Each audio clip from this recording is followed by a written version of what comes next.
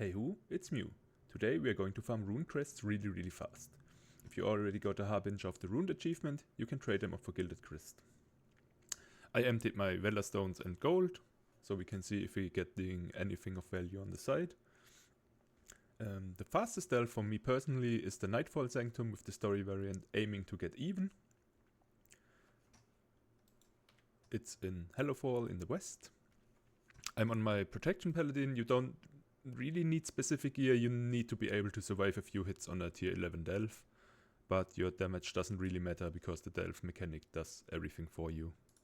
So we are going on a tier 11 delve, start the timer, and then let's see. What you need to do is pull the mobs. The first pack always needs to be done.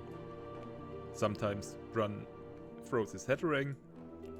The other career doesn't really matter. The Hatterang also doesn't matter. But if it procs, it's a nice bonus to have. You are aiming to get all 4 Nemesis packs done. You see these ethereal portal thingies all over the dungeon, or the delve. And when you kill all 4 of the Nemesis packs, you get an additional 5 Runed Crest, so we are going to do this. And we did it. First pack down. Just use the cannons that are all over the place in this dungeon. Or delve. You also need to get a certain percentage on mob kills, but same with the Nemesis packs, just use the cannons. They allow for super high damage and also for quite fast traversal, which makes this really fast. There's another Nemesis pack and pop, it's gone.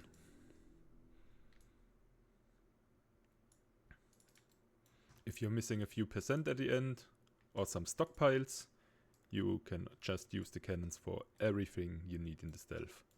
There's another pack, and pop! It's also down. Somehow we trigger the rare mob in the chest.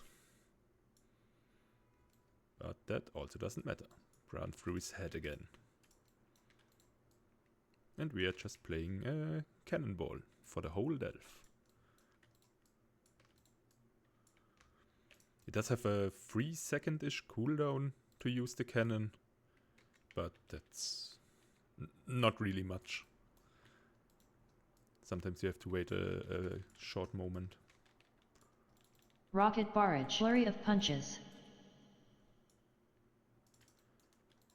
As long as you can survive a few melee hits to get to a cannon, you're probably good to go.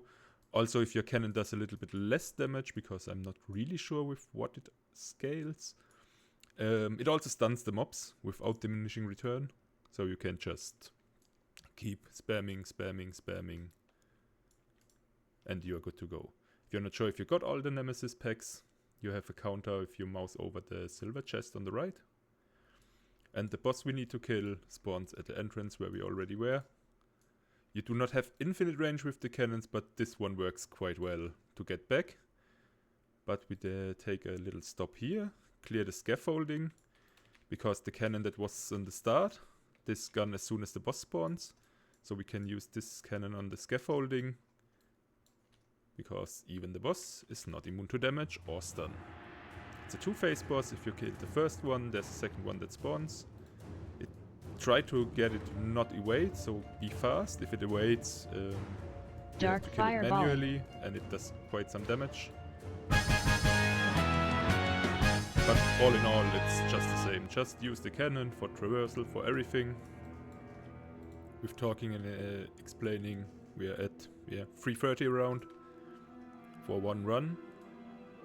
And what we get is, in one of these green chests are 10 Runed Ethereal Crests. And if you did the Nemesis, you get 5 additionals. If you also need transmog for undercoins, you get them.